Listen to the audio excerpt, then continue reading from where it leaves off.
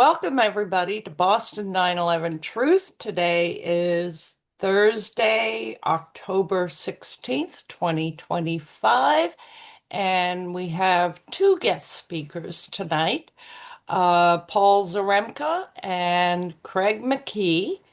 And before we get started with their introductions, allow me to just read quickly our disclaimer. The thoughts and views and opinions expressed are the speaker's own and do not necessarily represent the views, thoughts, and opinions of Boston 9/11 Truth. The material here presented here is for general information, educational purposes only. The Boston 9/11 Truth name remains the property of its owners. Boston 9/11 Truth aims to inspire and promote action by truth advocates who support them and their efforts. Without further ado, Paul Zarembka will be going first. He is a research professor of economics at UB and emeritus title since 1977. He has a book series, editor of research in political economy. He published in Mainstream Economics and edited Frontiers in Econometrics. Econometrics. Yeah, Econometrics. I'm a master at mispronunciation, pardon me. And co-edited Essay in Modern Capital Theory. Before moving to Marxist political economy decades ago, he was editor and contributor in The Hidden History of 9/11, the link of which I have in the chat. In 2021, he established Key Elements of Social Theory Revolutionized by Marx, among other indices. He appeared in Marx's Who's Who in the World. Marquis, not Marxist, Marquis. Pardon me. Marquis Who's Who in the World. Paul was president of the Buffalo Center Chapter of the United University of Professions, UUP, union in the SUNY system, and for many years was its grievance officer for academics. He is still active in the union. Paul spent over 2 years at the International Labor Organization in Geneva and was a Fulbright Scholar in Poland. Welcome, Paul. Tell us a little more about yourself if you like. Oh, and before you do, I just want to remind everyone to mute themselves during the entire presentation. And if you have a question, you can raise your hand. But we do wish the entire presentation by both Paul and Craig to be uninterrupted. And we will take Q&A at the end. Go ahead, Paul. Tell us a little more Okay. about yourself. Well, first of all, I'm really happy to be here because the last time I was with your group, or the first time I was with your group, and actually the last time was either 2006 or 2008 when you had a conference there.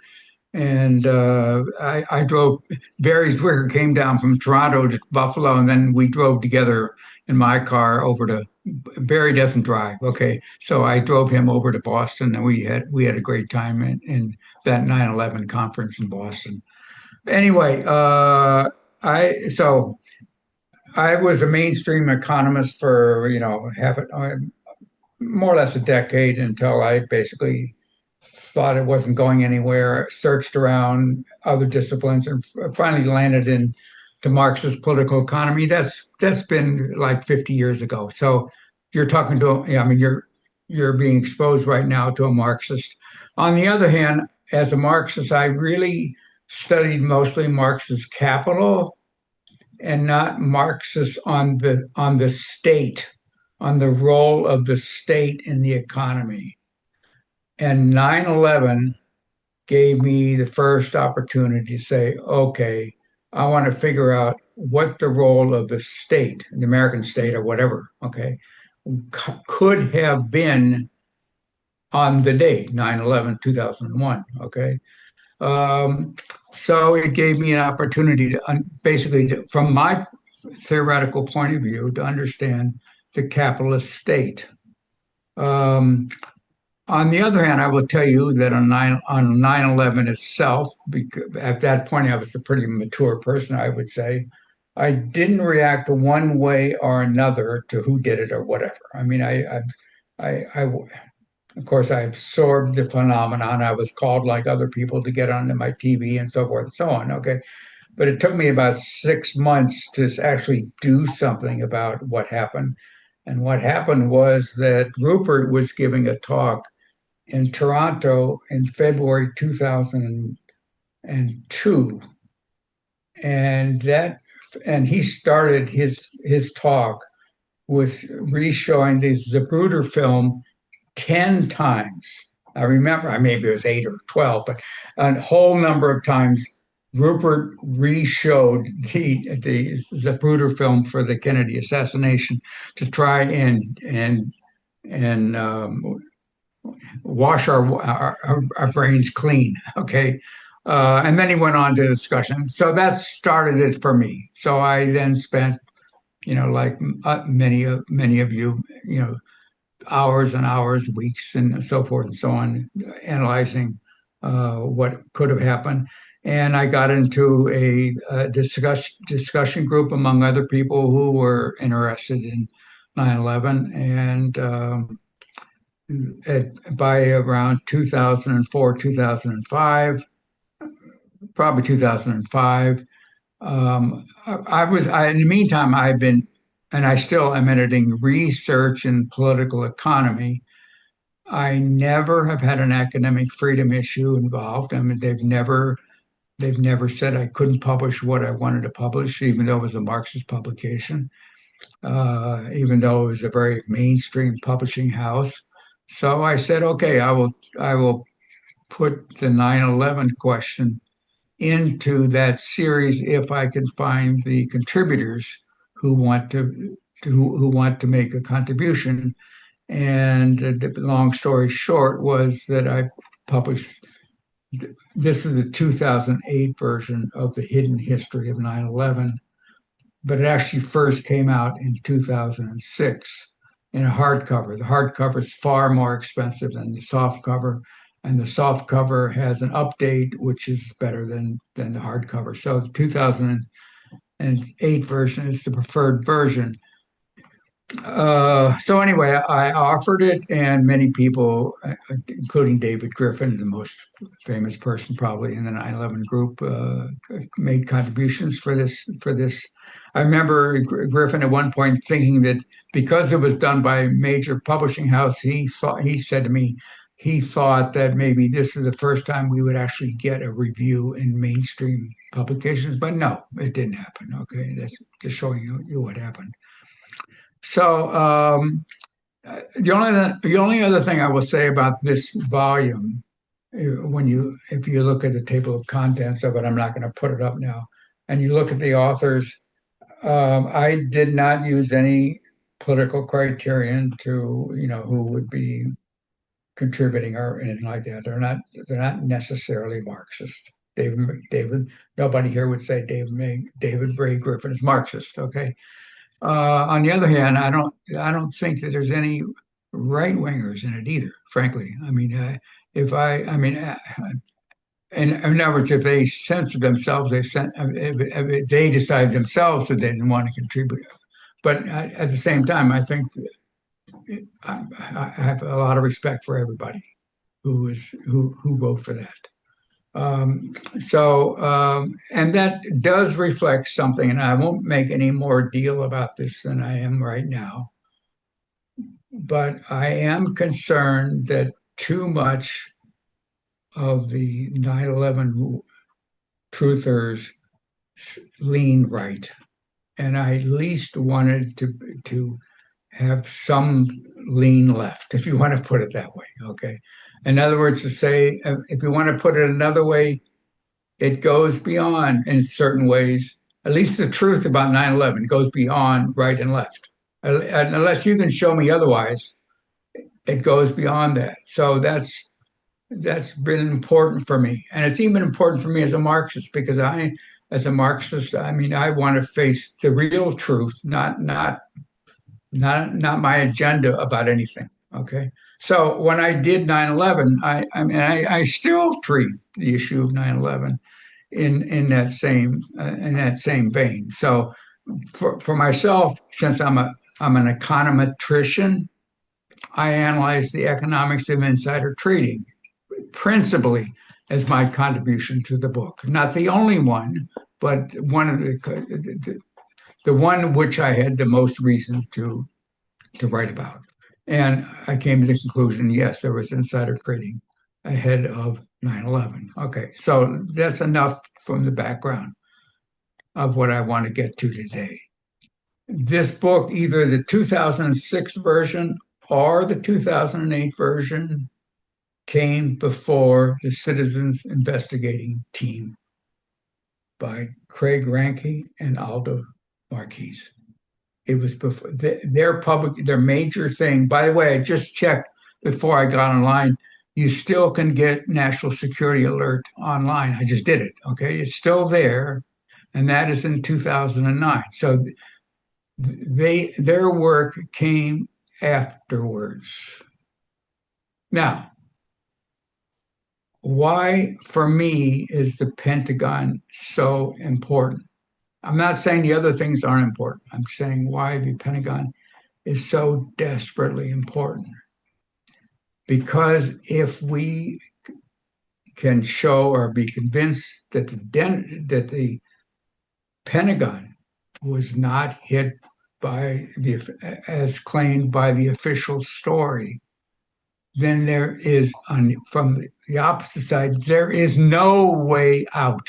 There's no way out because the Pentagon is the highest profile American structure for the military of all possible structures that day.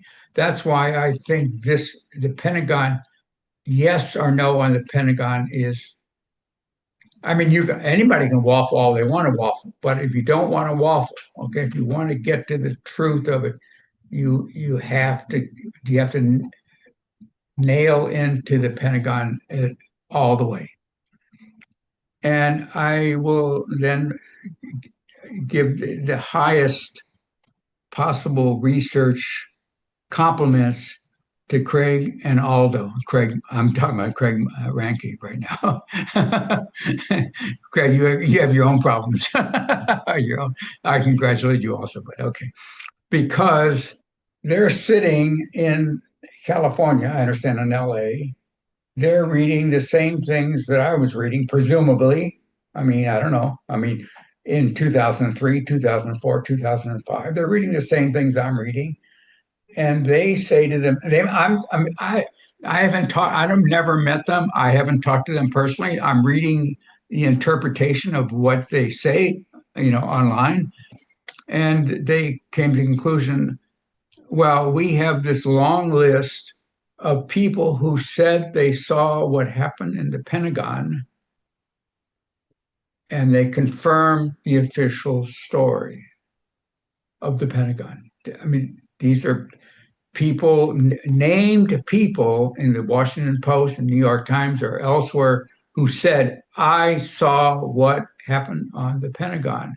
And they crashed this American Airlines 77 flight into the Pentagon in a disastrous way. In fact, I just for fun, right before I got on today, I just did a search, and the AI gave me the following.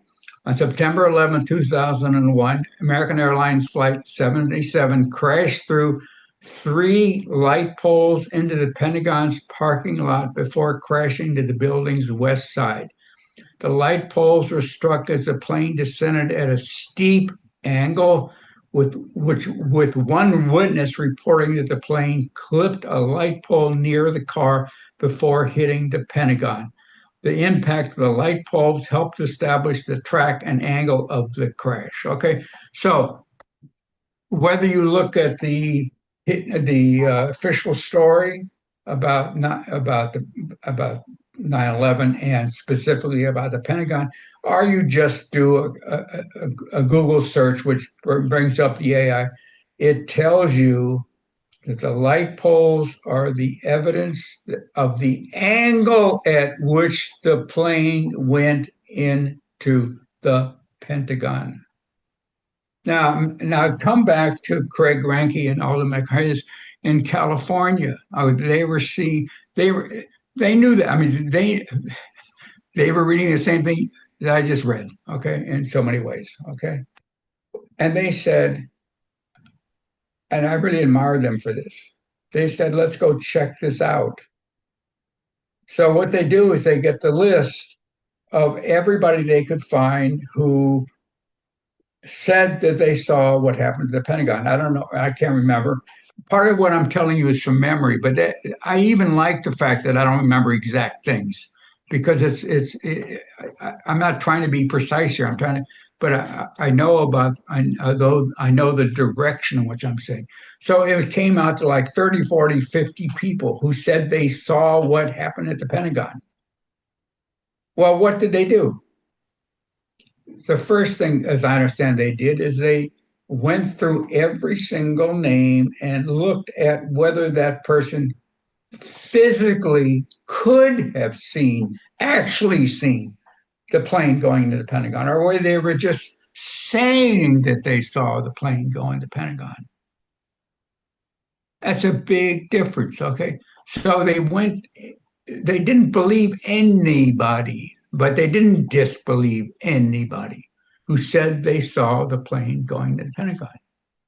The list then it gets reduced from their research about a person being in a hotel, but was in a part of the hotel which could not have seen the plane entering the Pentagon, and they strike a person like that off the list. And then they get down to a list of, I remember correctly, like 10 to 12 people who actually were in a position of seeing the plane go into the Pentagon. I mean, actually there. And presumably every single one of these people believed the official story. I mean, we're not talking about people who are setups, or Russian agents or whatever. Okay, we're just people who believe the official story. Okay, and they go and they interview all these 8 to 10 people, which Craig McKee now is going to survey. But the bottom line is that they find two people who are police officers at the Cisco gas station who describe exactly where they saw the plane go, and what those two people said, what those police officers said, is consistent with like 8 other people, more or less 8 other people who also were among the set who were able to see where the plane went. And out comes a consistent story that the plane could not have hit the light poles because the plane came on the wrong side of the Cisco gas station. It had to come on the other side. If it had been the correct south side of the gas station, in fact, it was on the north side. And I mean, for these guys to do all that work, I mean, I think that's just so wonderful. So I guess now, I mean, I'd like to turn it over to Craig, and he can then offer a concise version of what I've given you I mean, a more elaborated version of the concise statement that I've just provided. Well, thank you very much. Um, let's see. Let's find Craig and highlight him. Spotlight. There you are. Here I am. And Um, let me just give you your brief introduction. sure. Craig McKee is a Canadian journalist who became active in the 9/11 Truth movement before when when he launched his blog Truth and Shadows in 2010. He has worked with architects and engineers for 9/11 Truth in various capacities since 2014. Last year, he started a second blog, Thought Crimes and Misdemeanors. This year, he debuted his YouTube and Rumble channels under the Truth and Shadows name. Since 2010, Craig has been particularly involved in making the case that no 757 hit the Pentagon on 9/11. He was one of the presenters in the Pentagon evidence at the historic Turning the Tide conference in DC. In his presentation, Craig will go over the main points that show beyond any doubt that plane crash was staged that a plane crash was staged at the 9/11 at the Pentagon on 9/11. And while some want to separate this advances in visibility of the cause coming from the participation of people like Ron Johnson, Kurt Weldon, and Dennis Kucinich from the Pentagon topic, Craig will argue why the conference revealed why the Pentagon is crucial to our cause than ever. Here's we put in this announcement the video of the 3-day conference and the highlights. Now, one thing you didn't mention here is that you also are co-host now with Andy Steele's Freefall. Is that correct? Yes, indeed. That is correct. Thank you for mentioning that. Yeah, I guess we've been doing this a couple, maybe 3 or 4 months now. And so it's quite, I'm quite enjoying that. I kind of get to be Andy's sidekick, and which is a great thing to be because then all the pressure is not on you, but then you still get to, pipe in from time to time and with a hopefully a witty remark. But Andy's the one that has to do all the preparation, so that's works out well for me. So yeah, I had thank you for that introduction.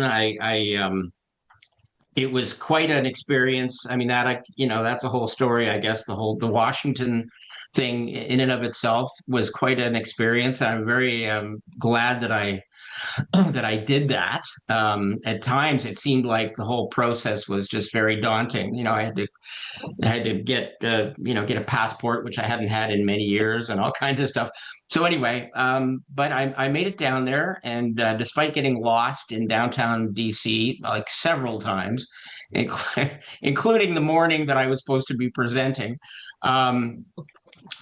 Who knew that Massachusetts Avenue and Connecticut Avenue are different streets? I took one when I was supposed to take the other. And anyway, so that led to some fun. But thanks to Paul for asking me to join him for this because it's great to hear people like Paul and earlier on Barry Zwicker. Paul mentioned Barry Zwicker, and he's been a very strong voice on this topic also, and so it's great to hear. It's great to have them involved, so that you're not just hearing from the same people all the time.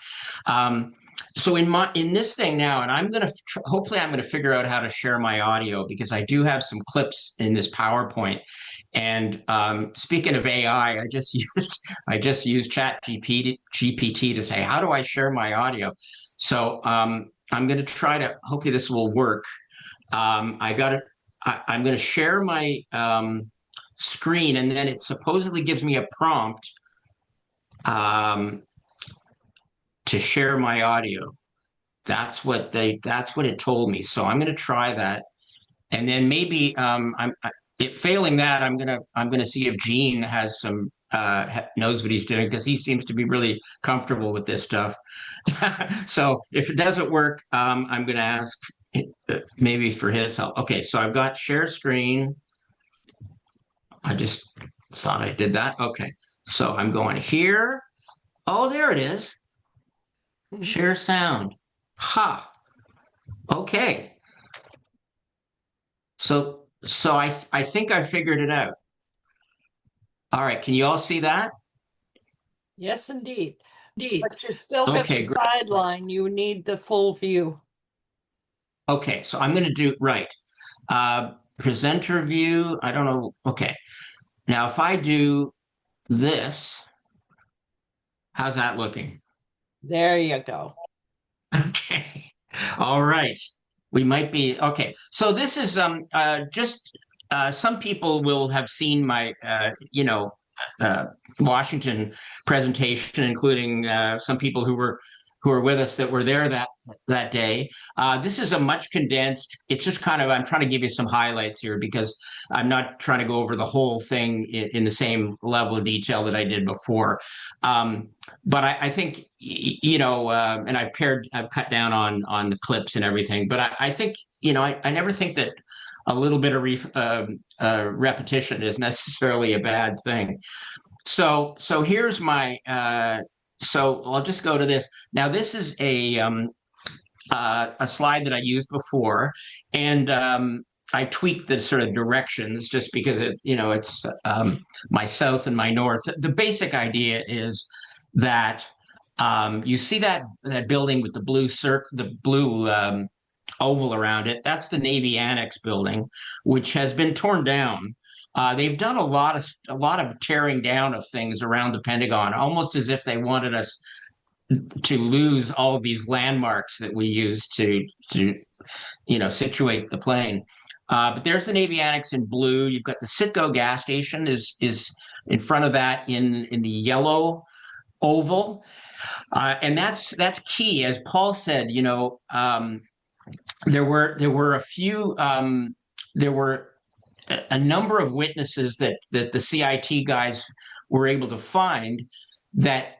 And the key thing about them is that they were able to situate the plane's path relative to certain key landmarks. And I've circled the three main ones here.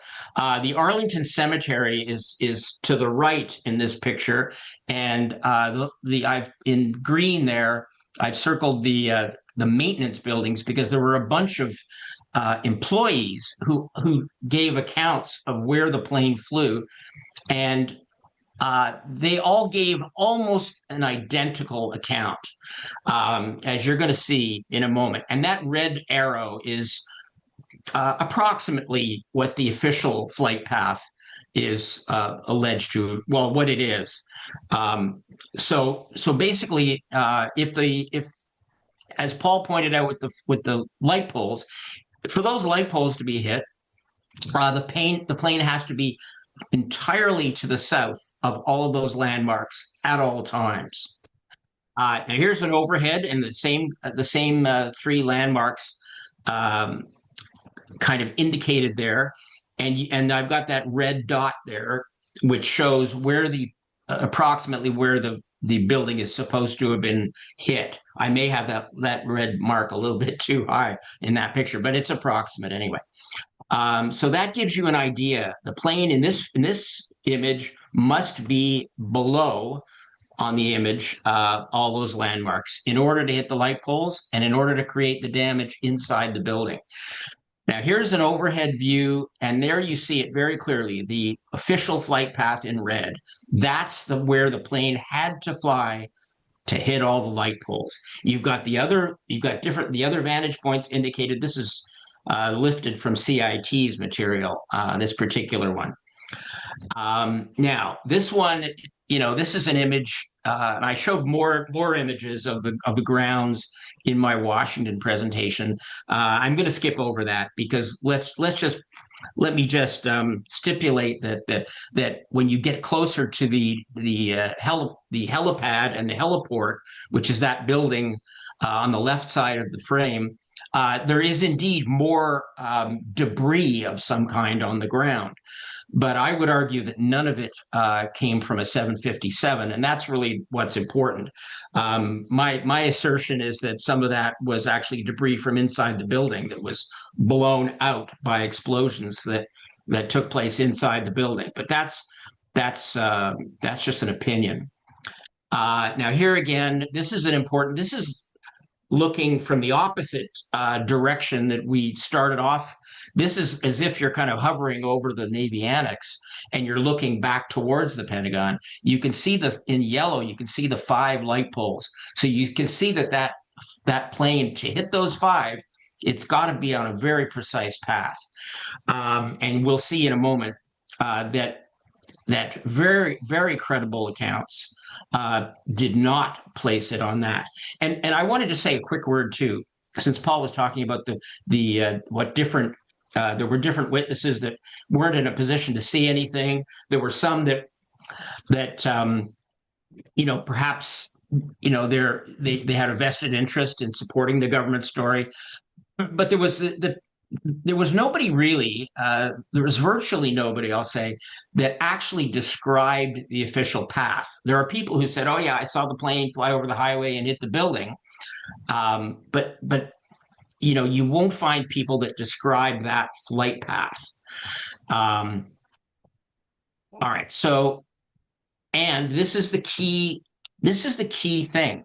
If that flight path is wrong, and we're going to see that it is, then the 9/11 is proven to be an official job, an inside job. It's proven to have been carried out, at least in part, by the U.S. government. It doesn't mean there weren't other actors involved, but it means the U.S. government had to stage that scene. Now, Paul mentioned citizen investigation team, and he made this point already, so I don't really need to say it again, but basically those people, when they were describing what they saw, they didn't even realize the significance of what they were saying. They just thought that the plane hit the building and they were describing how it flew past them. They didn't realize that what they were describing contradicted that conclusion. Where did you see the plane coming from exactly? Okay, hold on. Sorry, I should have prepped that a little bit. You're about to see a clip from William Legacy, who's a Pentagon police officer, and you're going to see in this clip he's standing looking towards the north from the canopy of the gas station, and we'll hear what he has to say right now. Where did you see the plane coming from exactly? What direction? Did you see it approaching? Oh, I saw it. Uh-huh. Right about the train. Yeah. That's the first place I saw it. Cleared all these lampposts. Cleared all the lampposts. So it was heading towards you, coming from Arlington Cemetery over there. No. It was heading from left to right. Came from definitely two areas. So you're saying it came from to the north side of the Navy Annex, even? Yes. Okay. Now what it did before those transformers, I don't know, because that's the first place I really saw it. It's right there. But it was not coming towards me. It was coming from left to right, or from east, or from west to east. That stone fence that we just zoomed in on over there is the fence to the Arlington National Cemetery. Yes. And as far as you could tell, the fuselage was over that. Best guess estimate, that's about what the fuselage was. How high was it at that time? About 150 feet AGL. All right, now how sure are you that the plane was to the north, coming from the north side of the Navy Annex? You're saying that it was pretty much between the Navy Annex and Arlington Cemetery? How certain are you of that? 100%. Bet my life on it. 100%. Bet my life on it. Okay, so that's William Legacy. Here next from another Pentagon police officer. Oh, wait a second. Are you hearing me? Because it says Zoom is not responding. Yeah, I hear you just fine. Oh, okay. I got this window popped up that said Zoom is not responding. Okay, good. Um, so we're going to hear in a second from a second Pentagon police officer, Chadwick Brooks, who never spoke prior to what you're about to see. He had never spoken to Legacy about what they saw. And there's one of the clips I used in Washington shows Brooks by himself talking about how the plane was north of the gas station. But I left that one out, and now I'm going to go straight to one where the two of them are talking together. Hold on. Get that. I think that's pretty close. That's damn near perfect from what I saw. And we've never, for the record, we've never talked to each other. Discuss this. So neither of you guys have even really talked about this with each other. Never in all these 5 years, and you both independently drew the flight path line pretty much exact. The way this has been going, he knew what he was going to put down there because he was different location. It's right there, which makes me feel good about the way I remember it. So you're both pretty much 100% certain that that's what you remember the flight path from. Different locations. Now let me ask you this. This is going to sound kind of silly. What are the odds that both of you are mistaken as far as the fact that the plane was on this side of the station and that the plane actually came from the south side of the station? I tell you right now, it can't say more than 100% because there's no way it was anywhere other than where I said it was. Yeah. What about you? Again, something like that, something of that magnitude. So to reverse that question, what's the percentage chance that the plane was actually on the south side of the station? 0 chance. Is there less than 0%? It would be impossible for me to have seen the building over the roof to see the plane. So he says it very clearly there. He says, it would have been impossible for me to see the plane had it been on the south side. The gas station itself would have blocked his view of the plane as it passed the gas station if it had been on the south side, because the canopy of the gas station would have been in the way. So there's two Pentagon police officers who did not realize that the significance of what they were describing. And now I've got, this is, I think the next one I've got is a set, I've got two from the Arlington Cemetery that I think are pretty telling. One of them was a gentleman named William Middleton who was very near the Navy Annex, but on the north side of it. So I'll play this one. An interview recorded June 6th, 2008. Right up there, he came in between, the Hilton, the Navy Annex, and he started dropping. It was coming, I don't know the name of this street here, but it leads to Henderson Hall. You're talking about the street right here on the north side of the Navy Annex? On the north side of the Navy Annex. It was coming straight down the middle of the street, and I wasn't what was going on. And as it come past me, it was dropping. Okay. And you could... Now, you were right here at this time? I was right here, right there where that truck is. Okay. And when he came past me, my sweeper, the three-wheeler, I could feel the heat. Oh. That's how close it was from to the me. plane itself. From the plane itself. And as it went down, you could see they was kind of fighting with it. Then you hear when he kicked at full throttle. So draw the way you saw the plane come. Right up here, he came between, the Hilton, the Navy Annex. And I seen him, if this is it, yeah, I would say. Okay. So. Well, this is our parking lot right here. Yeah. It came right over the parking lot. Okay, so that's William Middleton. I'm going to give you one more one more gentleman who was close to where that building is, right above the word parking lot in that. And this is, I believe, Daryl Stafford. So we'll hear what he has to say. I looked up, looking in this direction, and I could see the plane over the corner of that the building there. What building? That would be the Naval Annex. Navy Annex? Yeah. Now, did it look like it was directly over the Navy Annex, or was it farther to the left of it, or what would you say? From what I seen, it was to the right of it.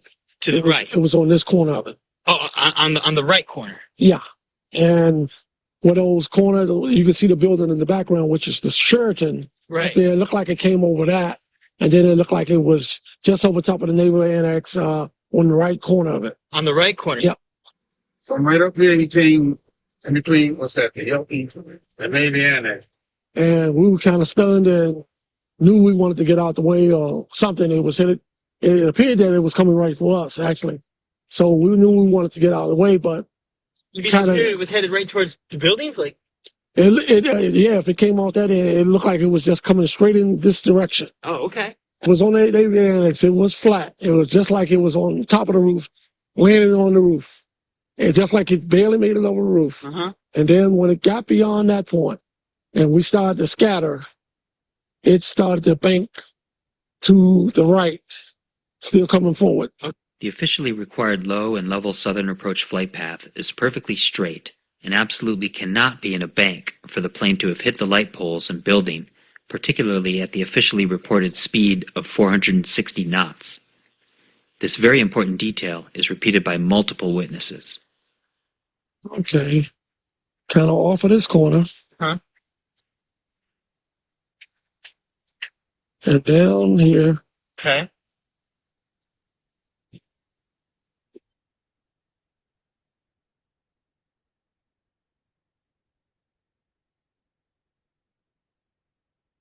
Okay, so there's Daryl Stafford. You can see how what he described is very similar to what Middleton described. And there are two other people two other clips that I used at the Washington conference that I'm not going to play here just for time, I guess. But Darius Prather and Donald Carter both described the very same thing. The plane looking like it was just clearing the Navy Annex building, that looked like it was descending, and then it banked to the right before sort of accelerating or seemingly to go over the highway. So now, okay, now here I showed this before in DC also, and I really think it's important to see this in sequence. This is CIT did something very. By the way, that was Craig Ranke's voice you heard in that interview of that last clip. What they did, and this was very, very smart, was they took aerial photographs showing the scene that included the gas station, and they had each of the witnesses draw on the photograph the flight path that they saw. And this is Legacy. Now, just look at this. Look how similar this is to Chadwick Brooks. Look at that. Very, very close. Then we get Robert Tercios. I cut that part out too. Robert Tercios has it closer to the gas station, but again, with the wing just going over the north edge of the thing, and he actually had the fuselage more over that set of trees that's just to the left there. And one thing that's interesting about Tercios, he was an employee of the gas station, is that he described when the plane got near the highway, there was a highway sign that went right across Route 27, and he described the plane lifting up to go over that sign, which of course it couldn't do that and hit the building at the same time. Now, this is an Edward Paik who has worked on the other side of the Columbia Pike, so he couldn't even see the Pentagon, but he describes the plane going over the Navy Annex. Now, this is William Middleton. You saw him before. This is Daryl Stafford. You saw that. Now, here's the other ones. Darius Prather. Now, look at that. How close do you want that to be? So Darius Prather, and then we had Donald Carter, very similar. And then we have Sean Boger, who was the air traffic controller at the Pentagon. So he was actually at the building with the plane coming towards him. And even though he thinks the plane hit the building, he still is very clear in describing this right bank and describing the plane being entirely to the north of the gas station. So let's see. And there's those yellow lines. That's all of the witnesses at CIT interviewed that could see either the Navy Annex or the gas station. That's where they drew the paths. And in green, you have the official flight path. So the official flight path, don't forget, is straight. And so there's no right bank that's possible. So the conclusion is, unless all of these people are mistaken or lying in exactly the same way, then the plane did not hit the building. Now, this one's kind of fun. A lot of people will talk about, oh, there's so many witnesses that saw the plane hit the building. Here's an example of one of several USA Today employees that just happened to be right in front of the Pentagon just as all this was unfolding. And you have Mike Walter on the day after 9/11 saying, there were trees obstructing my view. He saw trees and then he saw a fireball and smoke. And now you're going to see what he said several years later. And I think you'll find this amusing. When something hits a concrete structure like that, this belief that the wings would go in is just ridiculous. What I saw was the actual jet going in, but the wings folded back like this. So that's why when you look at the hole, you say, well, it's not big enough. Well, that's why. The wings were not strong enough to withstand the impact. They folded back, and that's why the jet went in, and that's why the hole that you see isn't as large as you might imagine in another structure. I especially like the way he looks to his right, sort of like as if he's making sure, he said what he was supposed to say. So now here's just a few thoughts on the, kind of an overview of why the damage to just doesn't make any sense at all. This is a composite photograph, so you can see that section that's in the bluey, greeny part is not from the same photograph because they were shooting foam at the opening like the whole day. So it's very hard to get a single photograph that shows all of the opening. But this composite was made, and you can just see how little opening there was. The uninterrupted opening was not more than 50 feet on the ground floor. There was damage to the ground floor that was wider than 50 feet. But in terms of an opening, an uninterrupted opening, that's it. And we're talking about a plane with a wingspan of 125 feet. And as Massimo Mizuko has pointed out in his film, The New Pearl Harbor, it would have taken an opening that was 100, because it's coming in at an angle, it would have taken an opening that was like 160 feet for those wings to get inside the building. So now here's that composite again, and looking straight on, and you can see there are columns still intact. And at this point, I should mention that one of the presentations in Washington was by Xander Arena, and he did a real deep dive into the columns and the damage, or in more to the point, lack of damage that you would get if a real plane had crashed into that wall. And look in particular, there's a column that's totally intact, just on the right, to the right edge of that. You can see it. And he talks about that, Xander talks about that in his presentation, about how the fact that it doesn't appear to have suffered any damage at all. So if it wasn't hit by anything, what caused the damage to the right of that? So now, these are the engines, Rolls-Royce, 8,000-pound Rolls-Royce engines. These things are virtually indestructible. The cores are made of titanium, and there would be very little that could stop them from going right through the first three rings of the Pentagon, as I'm going to show you here. What people don't realize often is that the first three rings, the E, the D, and the C, that they're only separate. They're only separated by external walls, really, for the third, fourth, and fifth floors. The first two floors, they're separated by, I guess, normal walls, but interior walls. And now this is the they call it the C-ring exit hole, although I don't think it was an exit hole. But the point is, if this was made by the fuselage or the landing gear or whatever they're claiming made this hole, why were there no exit holes made by the engines? Because those engines would have been they would have been the thing that would have made exit holes if anything was going to. And this is the concrete foundation right on the first floor. Absolutely no sign of a 90-ton jet scraping along there at 530 miles per hour. And again, this is something that you've got Adam has joined us, Adam Ruff, and this was something that he worked out, that a very, very small percentage of the fuselage of that plane would have shown any lettering. And yet all the pieces of alleged fuselage that we see in photographs always seem to have a piece of a letter in there, as if they're just trying to lock in that official claim.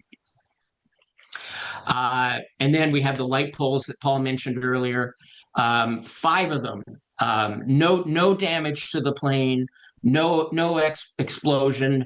Plane didn't go off course, according to the official story. It's just an absurd notion. And then we have the man, Lloyd England, and I'll just summarize him quickly here to finish up. Lloyd is the guy that was really there to sell this flight path and the light pole impacts, because according to the story, a light pole between 30 and 40 feet long was hit by the plane and impaled his taxi. And we're going to see why that just makes zero sense here in a second. There's the pole. He's very explicit. I won't get into there's a claim being made by some others in the movement that it wasn't this pole, and yet the point is not so much which pole it was, because it wasn't any pole. There was no pole that hit the cab. The point is that England is claiming it was this pole, and this is what kills his story and what exposes his story. Now, here is, to me, the key point where the Lloyd England evidence is concerned. You can see where the arrow is. That's the pole that England says hit his taxi. His taxi is, I've given you an approximate location and the direction it was traveling. And I'm going to explain on the next slide why this scenario just couldn't happen. How could the pole be hit by the right wing and be propelled to the left of the plane? It would have had to, not only would it not have gone in that direction, but it would have had to go over, under, or through the fuselage to make it to the taxi, which is impossible.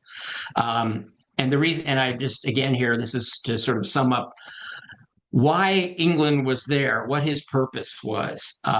He establishes those things. If his account holds up, then he's sort of propping up these aspects of the official story. Now, David Chandler, I have to mention this, that David Chandler and Wayne Costi, who were both there in Washington, repeated their claim that he never indicated that it was the long base of that first pole. I don't, I got into that a little more deeply in Washington, but all I can tell you right now is that he said this over and over and over again to different people. So there's no question that he was claiming it was that first pole and that it was the long base of the pole. He expressed that it was attached to the ground, it was connected to the concrete base. So there's zero doubt about this. Now, why does it matter? Because it proves Lloyd England's story to be false. And if it's false, that means he was placed there to sell that official flight path. Now, this one is an important one. If you can see the 2 white arrows at the bottom, you can see a scratch that goes right across the road and ends right at the edge of that base of that pole. So, what it looks to me like is that pole was dragged into the road. and that it created that scratch. It was dragged, literally dragged, into position. There you see a kind of a close-up. It's a bit of a telephoto shot, so the bend is a little exaggerated, but you can see what the end of it looked like, and you'll see in a second why that's important. Now, this is the back seat of the taxi. That's the hole at the bottom that Lloyd England claims was created by the 250-pound light pole after it was propelled through the car. Now, this is from their 17-part PowerPoint series. Chandler and Costi claim, and this is a quote, "In the rear seat, there are some holes consistent with the lower support arm being the impinging projectile." And when they say lower support arm, they claim it's a different part of the second hole. But as you can see here, it doesn't matter whether it's a 12-foot long pole or a 30-foot long pole. There's no way that's the damage that would result from it. And here you can see this is a shot taken in 2008. You can see the front seat is not torn. There's no hole in it. It's just bent back. And you can see that the hole that I just showed you is not even visible. So the pole is supposed to have gone through this car, bent the seat without tearing the upholstery, and then somehow it took a sharp turn downward to make that pole. It makes me, I call it the magic pole because it reminds me of Kennedy and the magic bullet. And this is another CIT image. You can see this is supposed to have been the damage created by the pole, crushing the dashboard of the car. And yet, look where the hood is. There's not a scratch on the hood, not a scratch. And I think I might be coming up. I've got a clip from Lloyd where he talks about his part in the whole thing in a way that is pretty intriguing. And I think that might be the last thing I've got. Let me just, yeah. The story is just what I said. You got to understand what you're saying. That's the truth. It's his story. It has nothing to do with the truth. It's his story. It's conventional, man. It's a big thing. Man, this is the world thing happening. I'm a small man. Right. My lifestyle is completely different from this. Right. I'm not supposed to be involved in this. This for other people who have money and all this kind of stuff. Who said, wait, what do you mean? I'm not supposed to be involved in this. I don't have nothing. So your point that these people that have all the money, this is their thing. This is their event. This is for them. Meaning they're doing it for their own reasons. You're not supposed to be in it. But they used you, right? I'm in it.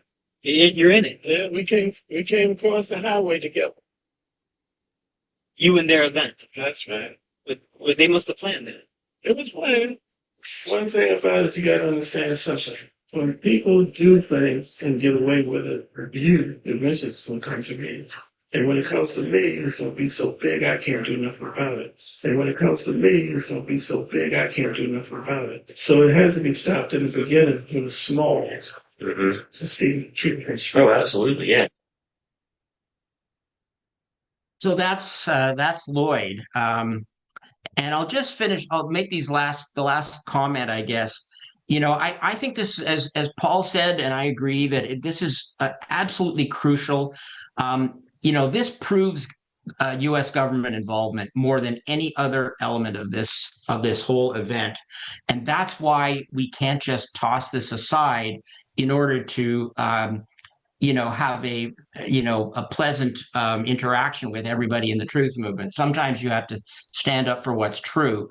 And a thought occurred to me after going through this whole Washington experience and watching all the excitement about Ron Johnson speaking and Dennis Kucinich and Kurt Weldon and others, is that we're asking those people to have the courage to go against the grain, to stand up for truth when I'm sure all their colleagues are telling them not to do so. So we're asking them to have some courage. And so I just have to ask in general to the truth movement is, do we have the courage? Do we have the courage to stand up for the truth where this Pentagon evidence is concerned?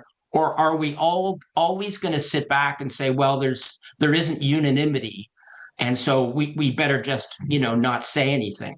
I mean, how can we ask other people to take risks if we're not prepared to stand up for what's right? So I'll stop there, and hopefully we'll have some interesting questions. So thank you, everybody.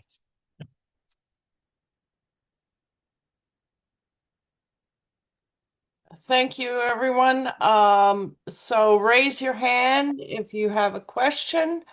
I thought I saw a hand raised. Yeah. Roy, go ahead. Yeah, I just seemed to notice, oh my goodness, I didn't get rid of that. That somebody was talking about the temperature, and I put that on, okay, but it wasn't really intended. Looks very nice. Although I am in, as a matter of fact, the neighborhood I live in is called Las Palmeras, the palm trees. So it's not so inappropriate. I'm not on the beach. At any rate, I seem to notice that David Chandler's Washington presentation was rather different from the stuff that he and Coste had put out before. And I don't know if my memory is working right on that, but it seemed to me that the prior stuff was just crazy stuff about bushes or trees and the wind or something and blowing the bushes or something. And in DC, he seemed to be talking more about the flight data recorder. That was sort of like a major part of his proof that the official flight path was the real flight path. And it was like, well, the flight data recorder data comes from the U.S. government, doesn't it? Or some government-related entity.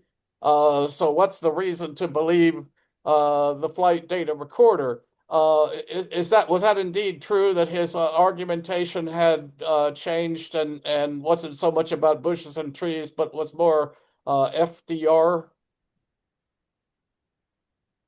Well, yeah, I would say, I mean, I think he's still talking about the tree. I thought he mentioned the issue of the trees, but the tree, just so people know, there's two trees. There's a tree that was next to the building that the Chandler and Coste claim ended up on the lawn, and that the angle and the way it was cut and the angle that it ended up allegedly traveling from where it was originally indicates it had to have been hit by something going very fast. So I've always thought that just was the weakest of the weak claims. And the other tree is it's more of a large bush, really, that's on the overpass on Route 27, right between the first and second light poles, because they were right on that overpass. And there's I think Xander actually handled that one pretty well. Basically, their claim is that it looks like there's a piece of one of the branches that appears to be that it could be missing. And so he draws the conclusion from that it must have been the left engine of the plane that sliced that off. I mean, I find that to be almost laughably ridiculous. And I mean, it's speculation at the very best. But to base anything on that just seems crazy to me. So yeah, your point is right that he put more emphasis on the flight data recorder. Basically, what their camp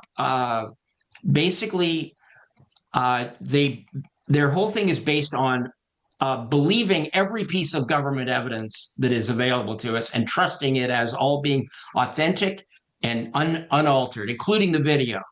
And that's worth mentioning too. The video. Xander included this in his presentation, that he was able to prove that the image that is supposed to be Flight 77 in the Pentagon video is too short to be a 757. So, I think that video is completely faked. But even if it's not faked, it's not a 757. So they've got basically government evidence. They're propping up the government's evidence and then they kind of will take unreasonable shots at the CIT guys for their interviewing techniques, which I took great exception to in my rebuttal in Washington. Hope that answers your question. Yeah, thank you. So the flight data recorder is just another piece of government story. Well, it's certainly completely under the control of the government, just like the DNA, which David Chandler's just written a new paper about telling us why the DNA proves that there was a plane crash. So he's never going to stop. Thank you. Okay, thank you.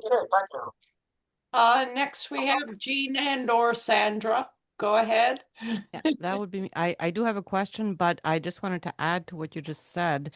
I think the FDR was introduced more by Wayne Coste, while both of them do agree that a plane hit the building. Where they differ is that David Chandler believes that they were remote controlled, and Wayne Coste believes that the hijackers actually flew those planes. So I just wanted to throw in that little distinction. My question was, and I don't know if this was ever addressed, or I've never really asked myself the question until now, but what do you think created the damage to Lloyd England's car?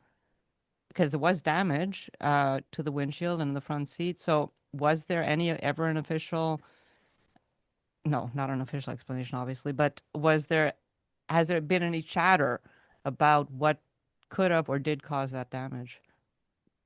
Well, I don't think we know how that was done. I know there is one researcher who I find is highly problematic who argues that it really was hit by a pole on the north path, but I'm not going to get into explaining her position, but because I don't find it's credible at all.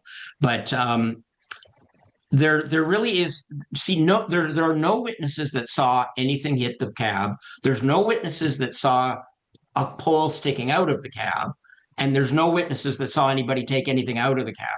So I don't know how they did that. I suspect that they did it, at another location, or they did it.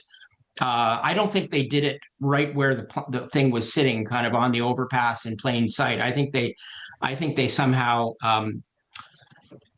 did that in advance. But I mean, I'm in terms of how they did it. Well, I don't know. I mean, I think you could disguise something like that, and then people are not paying attention to the highway; they're paying attention to other things. No, of course, yeah. And the interior damage could have absolutely been there right from the beginning before he even got there. But the windshield, well, I think almost certainly, yeah. The windshield. I mean, let's be clear about one thing: the interior damage was not caused by a light pole. No. There can be no.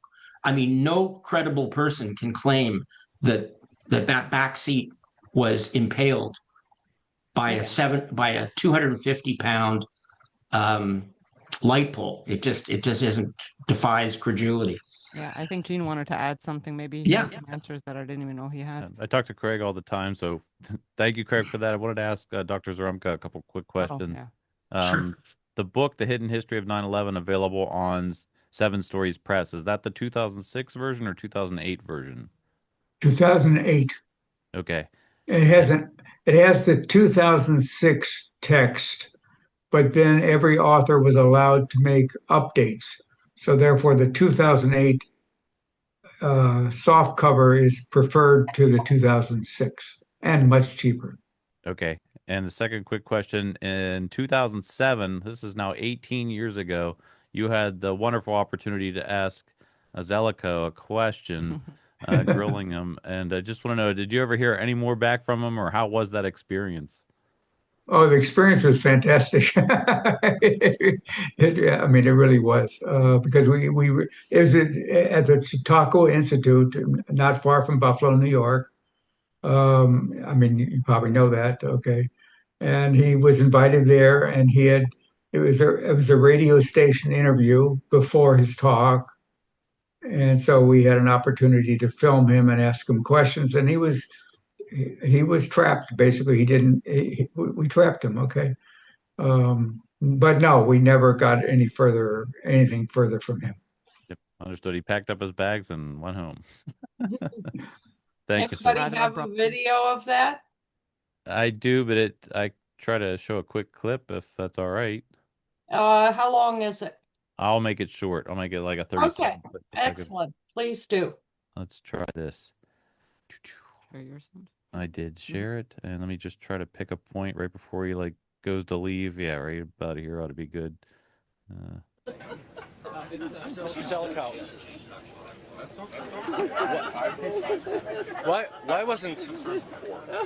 Why wasn't building 7? Oh, well, that was the other guy. Why wasn't building?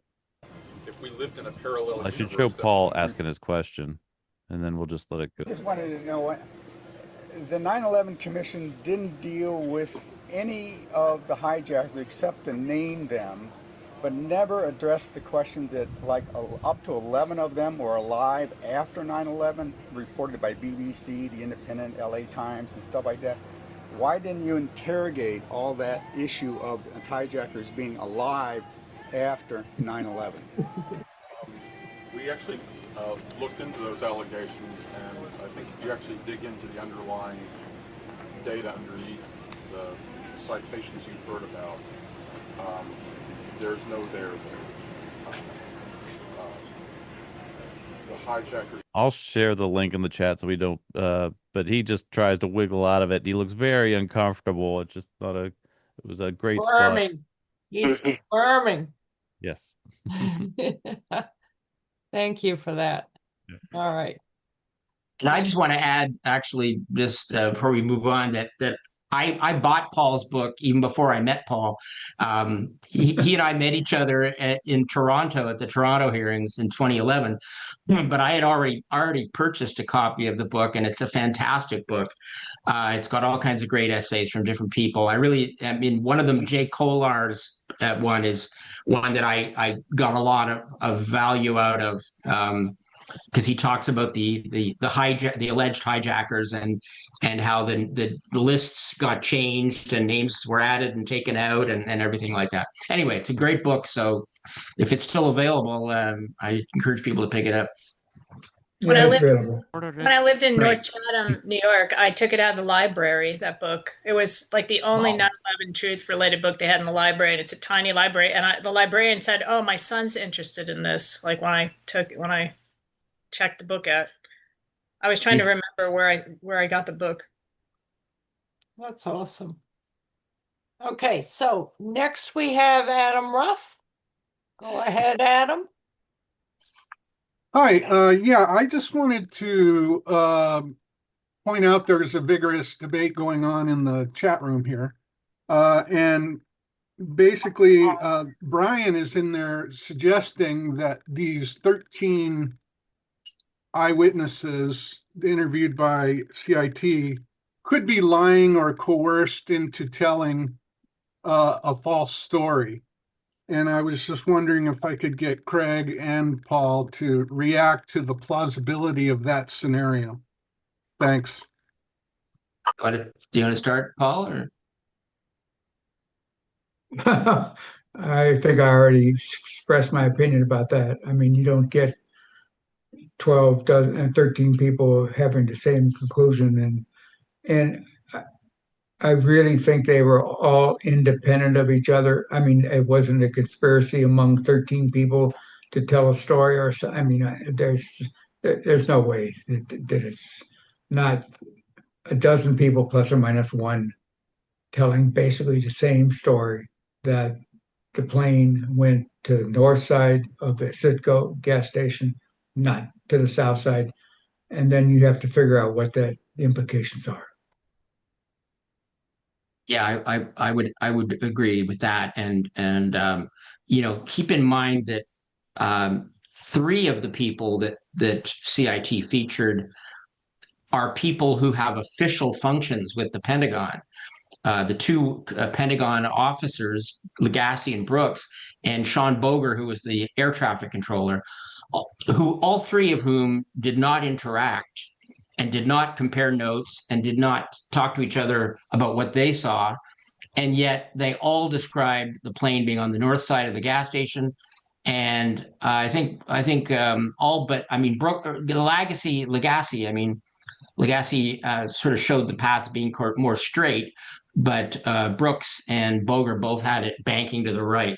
So yeah, the idea, and then you got this other guy, Edward Paik, who's not even couldn't even see the Pentagon, and he still puts the plane right over the Navy annex. So there's no chance that this is a group lie, and you can hear when you listen to all those witnesses that were at the Arlington Cemetery maintenance area. They all describe it exactly the same way. They thought the plane was heading right for them. They thought it was going to hit the building they were in. And they all describe it banking to the right. And they all describe, I think some of them describe it sort of accelerating as it flew away from them. So yeah, no chance.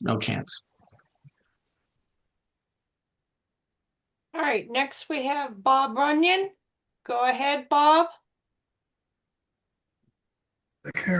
Yeah, there's also a case in the Flight 77 realm where allegedly the starboard side jet engine struck a portable generator that was parked near the Pentagon, and that caused the plane to deflect, but deflect only in the yaw direction. No pitch, no roll, which is for a low altitude approach like that, and to have a deflection that includes only motion in the yaw direction is way outside the realm of possibility.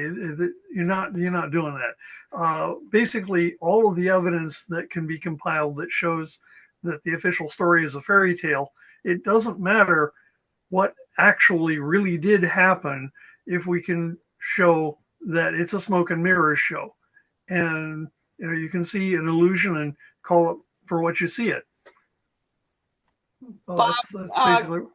Bob, can I see your backdrop shows that angle? Is it possible? Oh, well, no, this is not a Pentagon thing. This is the Flight 175 thing back here. Yeah, sorry. Yeah. There's angles to be seen, like plane nosing into the Pentagon at the angle alleged, and then the entire plane was said to have gone inside. It's beyond mad, and I'm surprised that a court case hasn't been brought as already that basically simply accuses the official story of being a lie and say we can show laws of physics, etc., and this is bogus. But there's been attempts, like Morgan Reynolds attempted to launch a lawsuit, and the courts refused to hear it. So where do we go from here?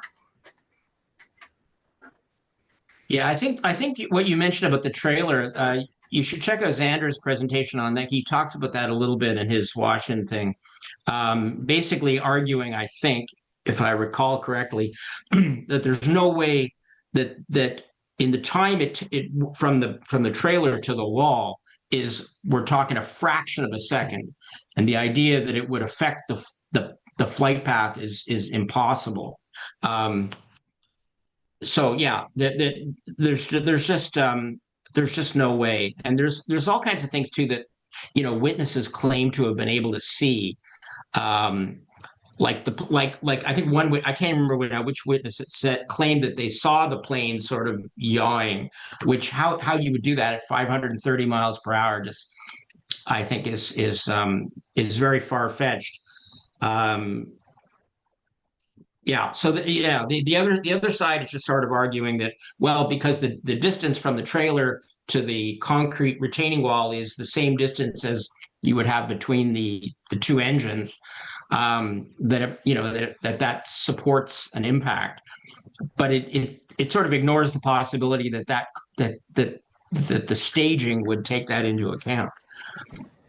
Could I intervene just 1 second here, Craig, or anybody? I thought the pilots from 9/11 Truth said that these Boeing planes could not fly at 530 miles an hour at that low altitude. Did the air? It's a fundamental laws of physics item. Yeah, that's the jet engines would not support flight in that manner, you couldn't do it. Right. Yeah. Do you know what the maximum would be? I mean, any idea? Pilots have recorded touch and go landing scenarios at 400 miles per hour, and that's so over 500 is outrageous. They're not going there. Yeah. All right. Next, Roy, you have your hand raised again. Yes, I just wanted to comment that it's not just the Pentagon evidence that is being ignored and shunned aside. There's lots of other evidence that is also not being discussed, particularly with the exclusive emphasis on Building 7 and controlled demolition. I've criticized this various times, and I just today or very recently realized that it's not only suppressing or ignoring evidence of the Pentagon and Shanksville and other things, but it's even ignoring evidence about the World Trade Center. There are two towers there. That there's quite a bit to be said about them that doesn't have all that much to do with Building 7 or is separate or distinct anyway. And I don't want to take much time here because they have an incredibly long list of other topics for this meeting. I don't even see how they can get through it. So I just want to be very quick and just a sort of an off the cuff realization or observation is that the hole in the Pentagon that's too small, which is sort of one of the very obvious that's all you need kind of pieces of evidence. That hole isn't big enough. The plane wouldn't fit in the hole unless you're going to talk about folding wings, which is silly, sort of on the face of it. But Flight 11 could also be said to have a hole that is too small in the North Tower. Can I show the picture of that? Is that possible? Let's see. Yeah, this thing here. We've had this return to a discussion 4 years ago about David Schlesinger saying that only a plane could have knocked off the cladding on the left there without breaking the columns. But what I realized on this is the fact that the columns are not broken there on the left indicates that the wing could not have gone through them because it didn't break the column. So where's the wing and everything? And you can see the hole there. There's a real hole there. But if you look at the no-day video, you'll also see what appear to be explosions. Okay, I just wanted to throw that in there. I didn't want to change the topic. It looks like we have more than one hole that's too small. That's all. All right. If you could stop share screen, that would be great. Yeah. Well, I've got the, okay. I can't see the bottom of my screen anymore, where I could change that. Hit escape. It's at the top. It's up at the top. Okay, so stop share at the top. It moved up to the top. Okay. Thank you. That's it. All right. Rebecca had her hand raised, but she's now lowered it. Do you still have a question, Rebecca? No, not really, because my question involved just the discussion surrounding whether there was an actual plane that hit the Pentagon or not, like whether it was some type of explosive device or I really just wanted to ask that, but I think that it's probably a topic for another day. Well, I'll just say one quick thing, Rebecca, is I think the important thing is that the burden of proof should be on those who want to claim that a plane did hit the building. They should have to prove that. And if there's no plane there, which there isn't, then that clearly means that the ball's in their court to offer that proof. The burden of proof is not on us to prove that it didn't. Right. So I would just add that point in. But then if you take the evidence that was collected by the citizens investigation team, would that then lead to hypothesis that the plane just flew over the Pentagon, like it flew at the Pentagon, but didn't actually strike the Pentagon, and Yeah. something else caused the. I don't know. This is probably a subject to explore at a different time, but Well, no, it's a very central point, and yes, the answer is yes. That's exactly what. And one thing again, I would love to have had time to get into in the DC thing, which is that there are some witnesses that there's not a lot, but there are some witnesses that do suggest that the plane kept going, and one of Roosevelt Roberts, who worked inside the Pentagon, ran out to the loading dock and saw a commercial airliner going over they call it the east parking lot, which is actually oh, I didn't know this. kind of at the bottom. So there are there are not a lot of people but they're like Eric Deal, who was the supervisor at the cemetery, says that he heard people talking about there being a big explosion and that a plane kept on going. So there are some indications. Yeah. Yeah, I know the that there plane. was at least one person interviewed, a woman who worked in the Pentagon, who said that she described it as an explosion from within where she within the April Pentagon. Gallup, you're thinking of. Yeah, probably. But Yeah. yeah, well, thank you. I know this is probably bigger to unpack, but thanks.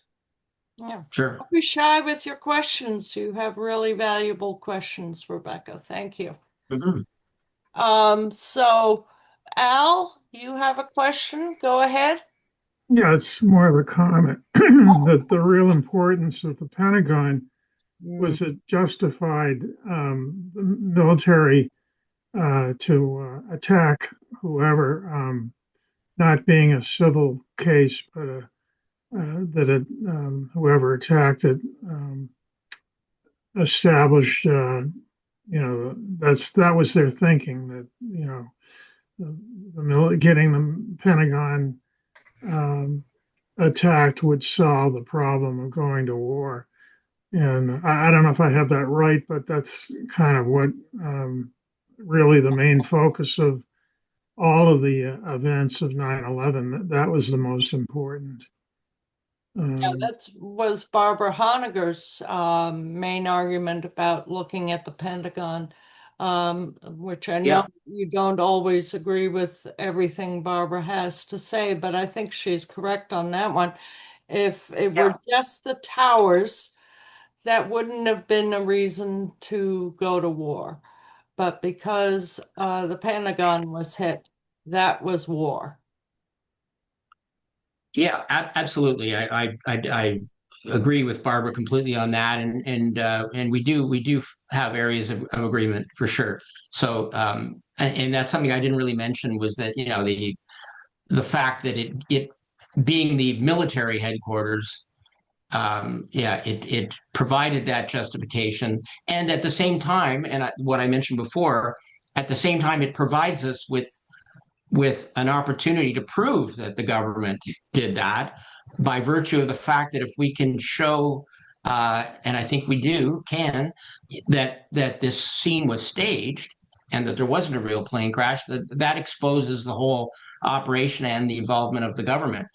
And that's why, when people are trying to constantly argue against that, certain people, that's a problem, I find for our movement. We're arguing against some of our strongest evidence. Okay, Bob Runyon has a question, and I think we'll close off the questions. I have one last question after Bob.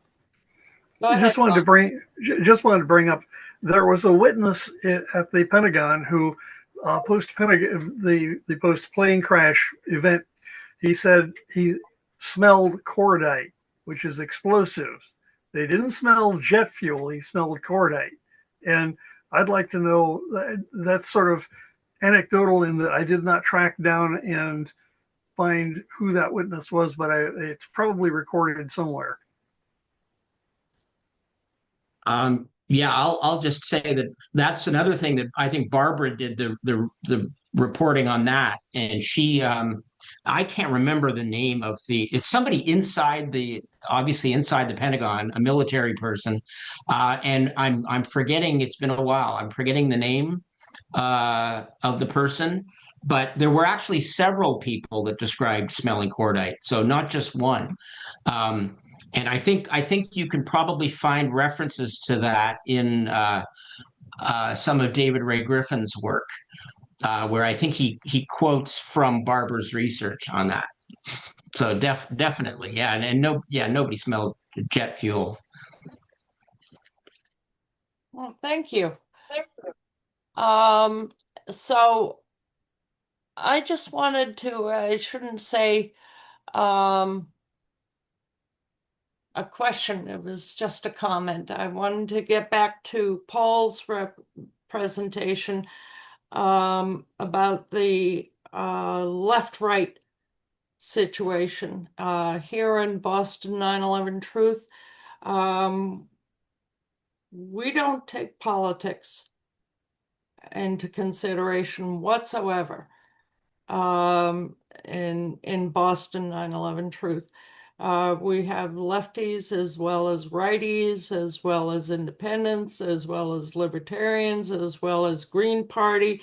It's the way I agree with you completely that it's not a political movement in terms of left-right. And I hope we can keep moving in that direction, expand from Boston to other areas of 9/11 truth to demonstrate that, because this is not about which party you're aligned with or which political spectrum you're aligned with. It's about getting the truth and exposing the complicity of our government. Could I make one reaction to that, one comment about that? Sure.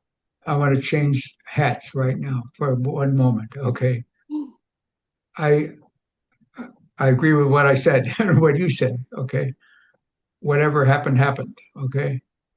At the same time, I myself have a much more difficulty penetrating, I think, the left on 9/11 than the right have to penetrating 9/11. If you're on the right, I sense you have more opportunities to bring people into the 9/11 discussion than people on my part of the left.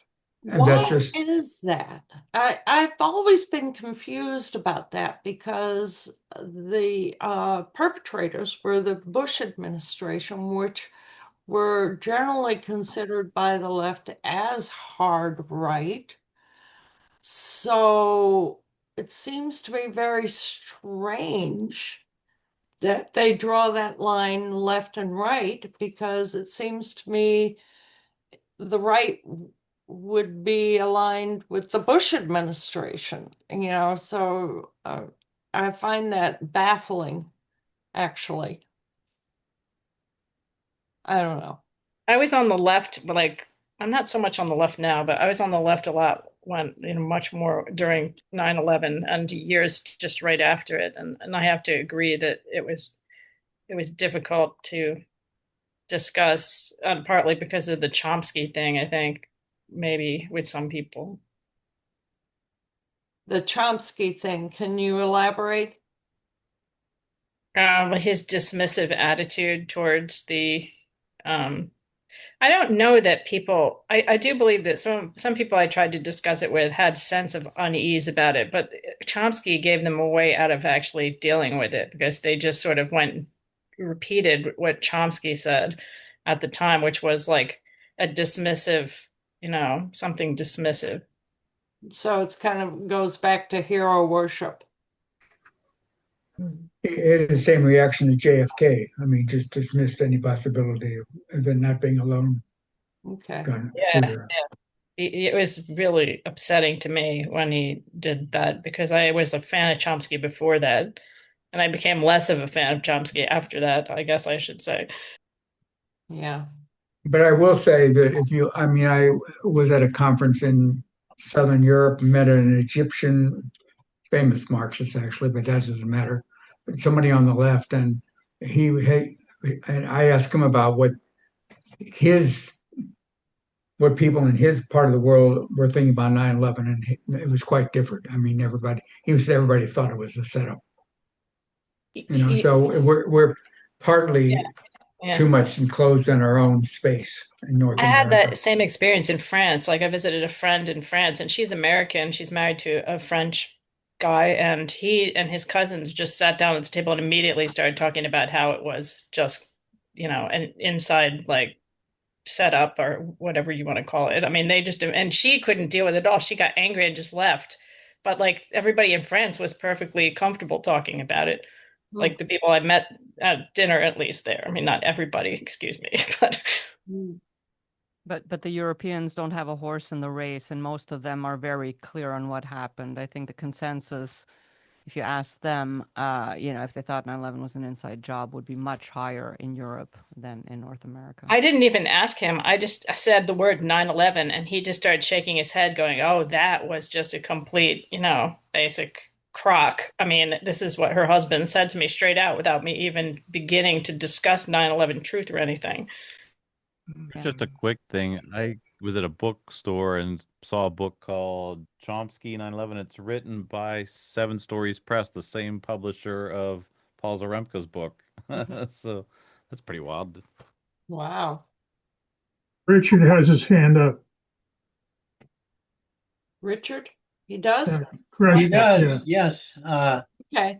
I just wanted to toss in that we had a graduate student from Pakistan living with us in Cambridge for a while, I think 6 months. And according to him, with virtually no exceptions, people with any education in Pakistan all think that it was an inside job. Wow. I don't know if you remember, Richard, when we almost got thrown out of E5 in Boston, and the perception was, that's a hotbed of left-wing politics, and we were perceived as right-wing, and even though we weren't, and I'm not, and I never forgot that because I was shocked to think that, on the left, that people would deny what was so obvious. So anyway, I don't know if you want to comment on that. Well, yes,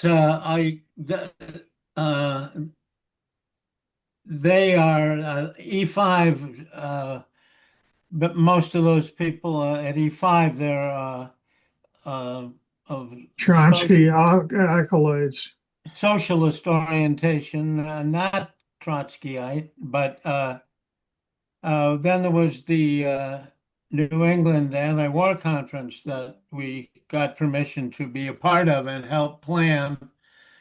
Oh dear, my battery's dying. I'll have to go get my cable. But those groups were mainly Trotskyist groups. But in both cases, the problem was that it had come to their attention that libertarians were very central in the 9/11 Truth movement. And that was enough for them to dismiss the entire 9/11 Truth movement. If libertarians were a big deal, then Oh, we lost Richard, but I think we got a lot of an explanation there. It was the perception of libertarians being right-wingers that caused the left to dismiss 9/11. And with Ron Paul movement, the libertarians were very much on board with 9/11 truth. So that's probably very much at the heart of much of this assigning politics to 9/11 truth and why the left is having a problem with it. So I think that was pretty perceptive of Richard to mention the libertarians' involvement. So, we made a policy at Boston 9/11 Truth that everybody was to leave their politics at the door. mhm. And, that was a major point that some people didn't recognize. But over the years, I think we've held the line on it. So, Yeah, we have. Yeah. We have 4 more questions, but it's really getting late and we have a heck of an agenda to get to as well. Although Jane has raised her hand and she hasn't had a chance to ask a question yet, I'd like to give Jane a chance. Go ahead, Jane. Oh, thank you, Sue. I just a brief comment. Whatever your preconceptions are about a particular party, it's the whole issue of guilt by association.